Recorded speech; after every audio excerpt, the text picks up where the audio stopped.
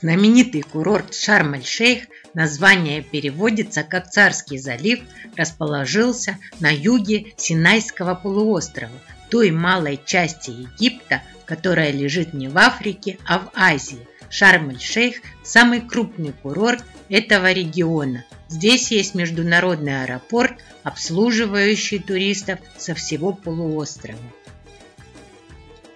Отели Шарм-эль-Шейха расположены на 3 линиях, так что каждый сможет выбрать себе отдых по карману.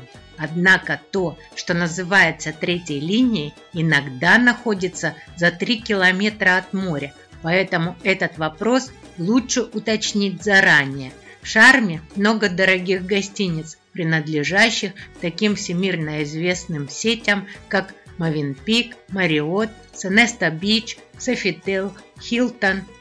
По сравнению с Хургадой, Шарм-эль-Шейх считается престижным курортом. Как и раньше, туристическая виза в Египет для россиян в 2020 году оформляется в аэропорту по прилету. Для города Шарм-эль-Шейх и посещения остального региона Южного Синая визовый штамп ставится бесплатно, а также имеет свои особенности. Для въезда на остальную территорию государства нужно платить консульский сбор. Египет – это не только известные на весь мир пирамиды и храмы на берегах Нила, это комфортабельные отели, и отели растянулись вдоль побережья на несколько километров. Каждый, как правило, имеет свою обширную территорию и пляж. Самая оживленная часть Шарм-эль-Шейха – залив Наама-Бэй.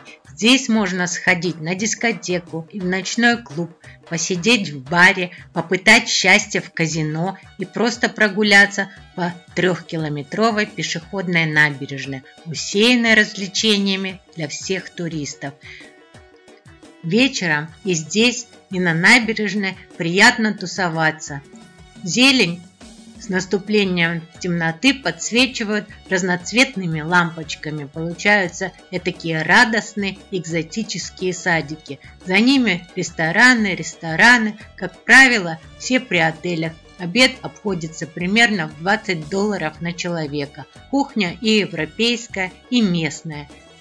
Деликатесом в Египте считается фаршированный голубь. Рыбные блюда достаточно дороги, несмотря на близость моря. Старый рынок в Шарм-эль-Шейхе только называется так. На самом деле он еще сравнительно молод, хотя и стилизован под старину.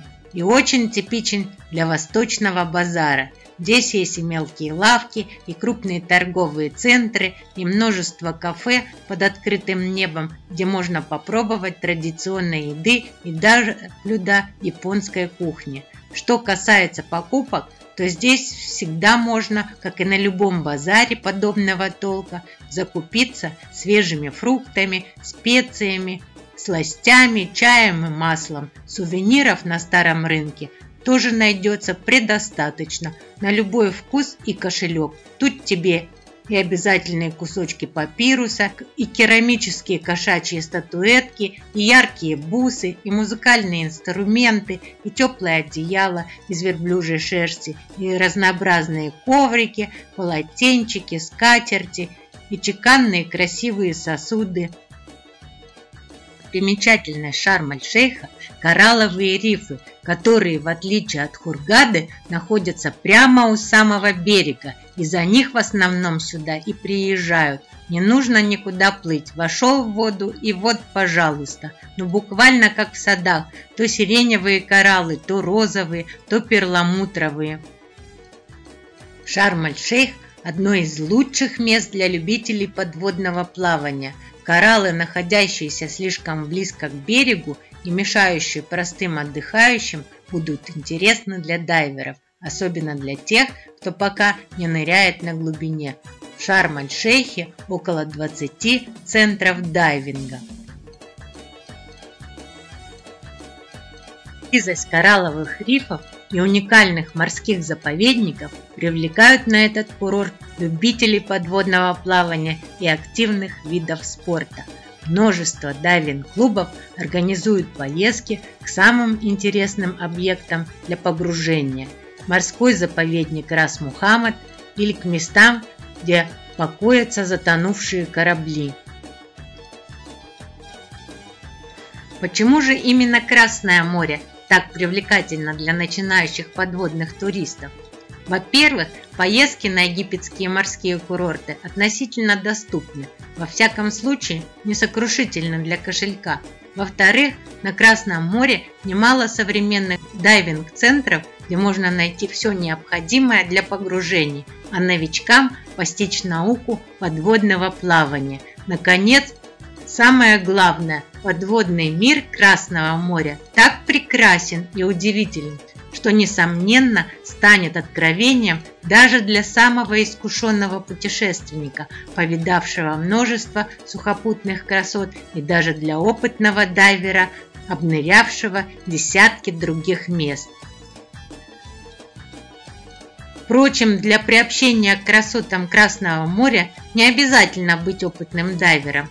Можно вообще не знать, где у акваланга верх, а где низ. Достаточно освоить нехитрую премудрость плавания с маской и трубкой, ведь на Красном море многие коралловые рифы располагаются на глубине около метра, а то и полуметра. Подводный мир здесь как будто доверчиво тянется к миру людей.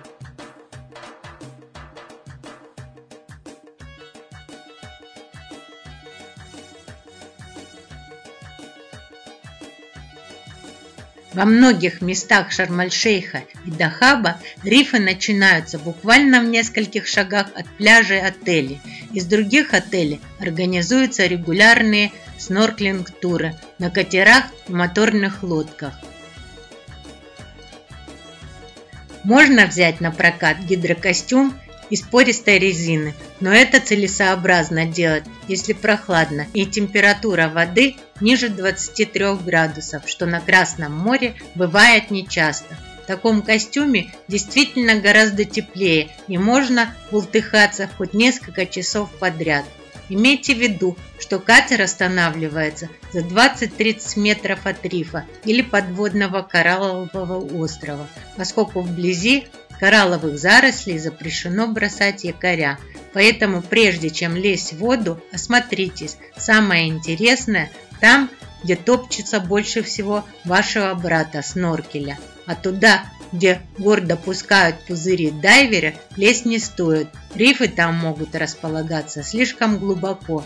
Если же никаких ныряльщиков поблизости не наблюдается, места расположения рифов подскажет вам более светлый оттенок воды над ними. Кипение жизни над рифом поразит вас. С ним не сравнится плотность пернато-мохнатого населения ни в одном тропическом лесу.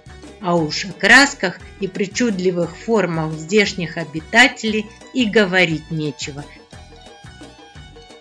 Лучше всего вообще ни к чему не прикасаться, только смотреть, причем не только из высших экологических соображений, но и в целях безопасности. Схватив что-нибудь не то, можно серьезно пострадать, а то и с жизнью распрощаться. При этом даже самые ядовитые подводные обитатели никогда не нападают, они жалят и ранят, только защищаясь. Впрочем, опасностям моря будет посвящено другое видео, ссылка будет в описании.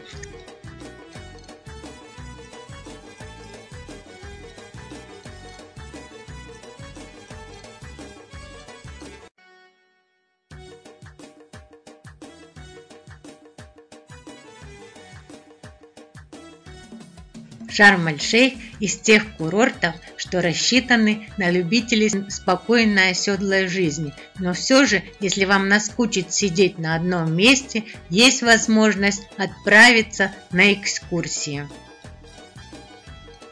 Цветной каньон и голубая дыра. Во время экскурсии на джипе вы почувствуете дыхание знойной пустыни. Серпантин горной дороги подведет к узкому разлому в скале, знаменитому цветному каньону, по которому вы пройдете пешком, любуясь причудливым рисунком кобальтовых, базальтовых и медных вкраплений сиренево-красном массиве гранита.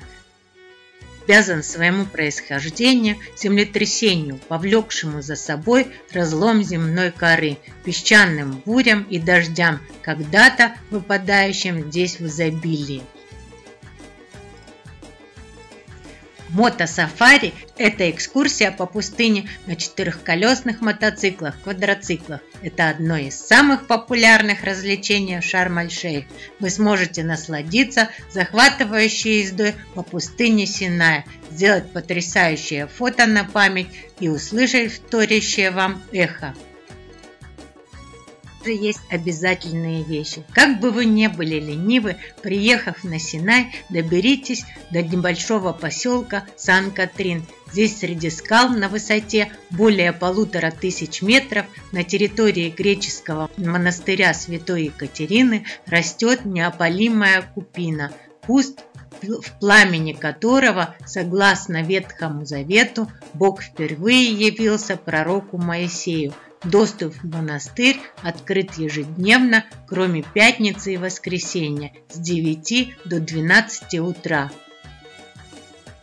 На этом наше путешествие по Египту не заканчивается. Надеюсь, мое видео поможет правильно спланировать ваш отдых. Подписывайтесь на наш канал, задавайте вопросы, оставляйте комментарии. Всего вам доброго, до новых встреч!